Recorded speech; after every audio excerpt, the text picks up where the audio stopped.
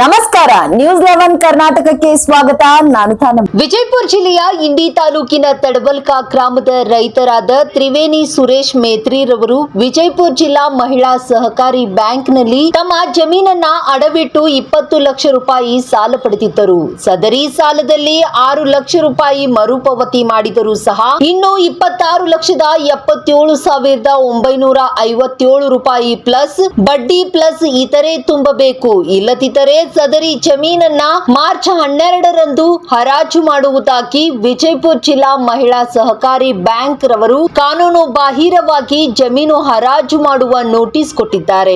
ಇದನ್ನ ಖಂಡಿಸಿ ಜೈ ಜವಾನ್ ಜೈ ಕಿಸಾನ್ ಜೈ ಭಾರತ್ ಮಾತೆ ರೈತ ಸಂಘದ ವತಿಯಿಂದ ಆಗ್ರಹಿಸಿ ಜಿಲ್ಲಾಧಿಕಾರಿ ಮೂಲಕ ಸಿಎಂ ಸಿದ್ದರಾಮಯ್ಯನವರಿಗೆ ಹಾಗೂ ರಾಜ್ಯಪಾಲರಿಗೆ, ಉಸ್ತುವಾರಿ ಸಚಿವರಿಗೆ ಹಾಗೂ ಶಾಸಕ ಯತ್ನಾಳ್ ರವರಿಗೆ ಮನವಿ ಸಲ್ಲಿಸಿದ್ರು.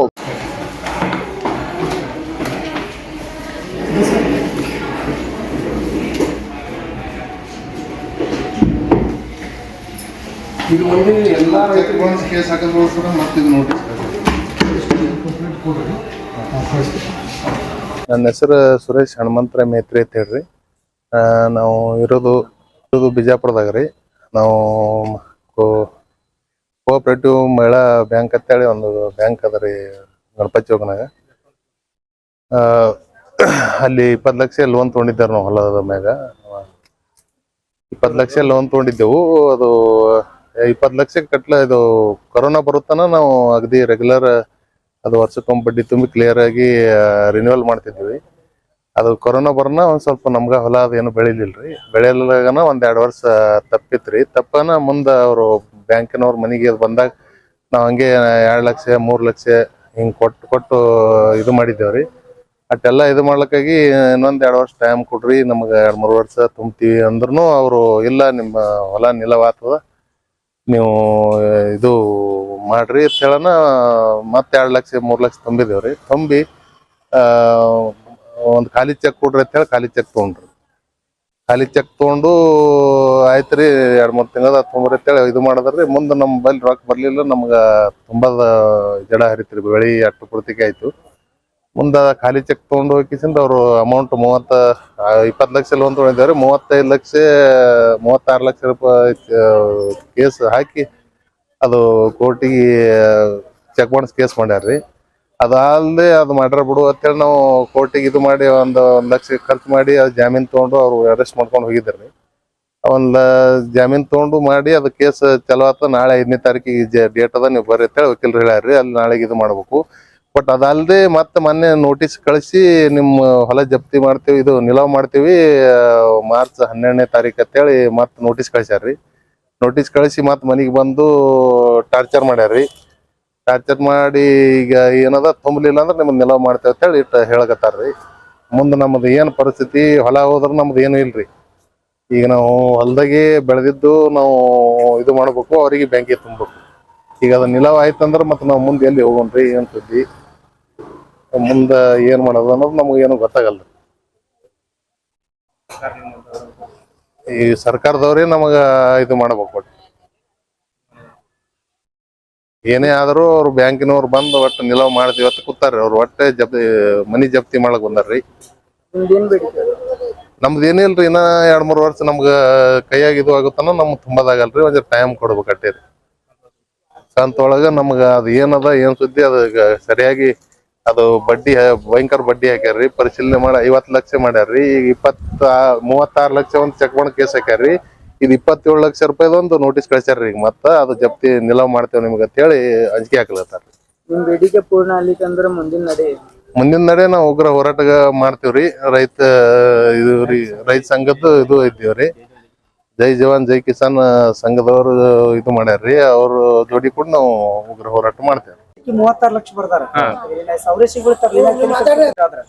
ಒಬ್ಬ ಐಟಿ ರಿಟರ್ನ್ 10 ಲಕ್ಷ ಲಾಸ್ಟ್ ಅದ. 10 ಲಕ್ಷಕ್ಕೆ ₹1 ಕಡಿಮೆ ಹಾಕ್ಬೇಕಾಗ್ತದೆ. ನೀವು 1280G ಇತ್ತಂದ್ರೆ ನಿಮ್ದು 50 ಲಕ್ಷ ನಂತರ 1 ಕೋಟಿ ತನಕ ಇರ್ತದ. ಅದಕ್ಕೆ ಅವ್ರದ್ದು ಅವರೇ ಸಿಗ್ಬಿದ್ದಾರೆ. ನೀವು ಮನಿ ಮಾಡ್ಕೊಳಕ್ಕೆ ನೀವು ನೇರವಾಗಿ ಕೋರ್ಟಿಗೆ ಹಾಕ್ತಿಲ್ಲ ಅವ್ರ ಮೇಲೆ. ಇಂಡಿ ರೈತರಿಗೆ ಏನಿಲ್ಲ, ಇಡೀ ಕರ್ನಾಟಕ ರೈತರಿಗೆ ದೊಡ್ಡ ಪ್ರಾಬ್ಲಮ್ ಐತಿ ಅಂತ ಬ್ಯಾಂಕಿನ ಸಾಲ ಸರ್ಕಾರದ ಬೆಂಬಲ ಬೆಲೆ ಕೊಟ್ರೆ ನಾವು ಏನ್ ಸರ್ಕಾರಕ್ಕೆ ನಾವು ಇದು ಸರ್ಕಾರಕ್ಕೆ ನಾವು ಲೋನ್ ಕೊಡ್ತೀವಿ. ಬ್ಯಾಂಕ್ದವ್ರಿಗೆ ನಾವು ಎಲ್ಲ ಸರಿಯಾಗಿ ಕಟ್ಕೊಂಡು ಹೋಗ್ತೀವಿ. ಸರ್ಕಾರ ಬೆಂಬಲ ಬೆಲೆ ಕೊಡ್ಲಾರ್ದಕ್ಕೆ ನಾವು ಇವತ್ತು ಹೈರಾಣ ಈ ಪರಿಸ್ಥಿತಿ ಒಳಗೆ ಬಿದ್ದೀವಿ. ಕೇಂದ್ರ ಸರ್ಕಾರ ಮನೆಗೆ ಬಜೆಟ್ ಮಾಡ್ಯಾರ, ಅದು ಸುಧಾ ಸರಿಯಾಗಿ ಬಜೆಟ್ ಮಾಡಿಲ್ಲ. ರೈತರ ಪರವಾಗಿ ಇದೀವತ್ ಏನು ರೈತರ ಪರವಾಗಿ ಕೇಂದ್ರ ಸರ್ಕಾರ ಆಗ್ಲಿ ರಾಜ್ಯ ಸರ್ಕಾರ ಇಲ್ಲ.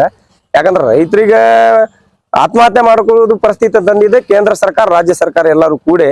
ಅದ್ರ ಸಂಬಂಧ ಇವು ಎಲ್ಲ ಬ್ಯಾಂಕ್ಗಳು ಏನೈತ್ಲ ಸರ್ಕಾರ ಹತ್ರ ಒಂದ್ ದಾಖಲೆ ಕಳಿಸ್ತಾರ ಅವ್ರು, ಬ್ಯಾಂಕ್ ಒಳಗೆ ಒಂದ್ ದಾಖಲೆ ಇರ್ತಾವ ಅವ್ರ ಡಾಟಾ. ಇದಕ್ಕೆ ನಾವು ಏನ್ ಮಾಡಿದೀವಿ ಅಂದ್ರೆ ಇವತ್ತು CBI ಇನ್ಕ್ವೈರಿ ಆಗ್ಬೇಕ ಮತ್ತ ಲೋಕಾಯುಕ್ತರಿಗೆ ಇನ್ಕ್ವೈರಿ ಆಗ್ಬೇಕಂತ DC ಸಾಹೇಬ್ರ ಮುಖಾಂತರ ನಾವು CM ಸಿದ್ದರಾಮಯ್ಯ ಮತ್ತ ಮೋದಿ ಕೇಂದ್ರ ಸರ್ಕಾರ ರಾಜ್ಯ ಸರ್ಕಾರಾಗ ಕೃಷಿ ಮಂತ್ರಿಗಳಿಗೆ ಹಣಕಾಸು ಮಂತ್ರಿಗಳಿಗೆ ನಾವು ಹೋಮ್ ಮಿನಿಸ್ಟರ್ಗೆ ಎಲ್ಲರಿಗೂ ಇವತ್ತು ಮನವಿ ಕಳಿಸಿವಿ. ಇದೇ ರೀತಿ ಏನ್ ಹಲವಾರು ಜನ ಆತ್ಮಹತ್ಯೆ ಮಾಡ್ಕೊಂಡ ಇದಾರೆ. 1776 ಜನ ಇವತ್ತಿಗೆ 15 ತಿಂಗಳೊಳಗೆ ಆತ್ಮಹತ್ಯೆ ಮಾಡ್ಕೊಂಡಾರ ರೈತರ. ಅದಕ್ಕೆ ನಾ ಎಲ್ಲಾ ನಮ್ಮ ಮಾಧ್ಯಮ ಮುಖಾಂತರ ಹೇಳ್ತೀನಿ, ನಮ್ ಎಲ್ಲಾ ಮೀಡಿಯಾದವ್ರಿಗೆ ಇವತ್ತು ಎಲ್ಲಾರು ಸೇರಿ ಇದಕ್ಕೆ ನ್ಯಾಯ ಒದಗಿಸ್ಕೊಟ್ರಿ. ನೀವು ಇನ್ನೂ ಸ್ವಲ್ಪ ಹೆಚ್ಚಿನ ಇದು ಮಾಡ್ಕೇಸಿ ನ್ಯೂಸ್ ವೈರಲ್ ಮಾಡ್ಕೇಸಿ ರೈತರಿಗೆ ನೀವು ಆತ್ಮಹತ್ಯೆ ಮಾಡ್ಕೊಳ್ಳೋದು ತಡೆ ಹಿಡಿಬೇಕಂದ್ರೆ ನೀವೇ ಮೇನ್ ಆಗಿ ರೈತರಿಗೆ ಉಳಿಸ್ತಾ ಇದ್ರಿ. ಅದಕ್ಕೆ ನಾವು ಎಲ್ಲಾ ಮಾಧ್ಯಮ ಮೀಡಿಯಾದವರಿಗೆ ಧನ್ಯವಾದ ಹೇಳಕ್ ಇಚ್ಛೆ ಪಡ್ತೀನಿ.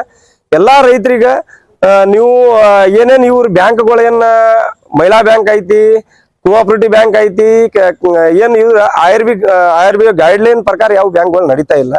ಅದ್ರ ಸಂಬಂಧ ಇವ್ರು ಎಲ್ಲಾ ಬ್ಯಾಂಕ್ಗಳು ಮುಚ್ಚಿಕೇಸಿ ಸರ್ಕಾರ ಇದ್ರ ಮೇಲೆ ಕಂಟ್ರೋಲ್ ತಗೊಂಡ್ಗೆ ಸರ್ಕಾರದ ಬ್ಯಾಂಕ್ ವ್ಯವಸ್ಥೆ ಬಿ ಹಾಳಾಗಬಾರ್ದು. ಬ್ಯಾಂಕಿಗೆ ಬಿ ಲೋನ್ ಕಟ್ಬೇಕ.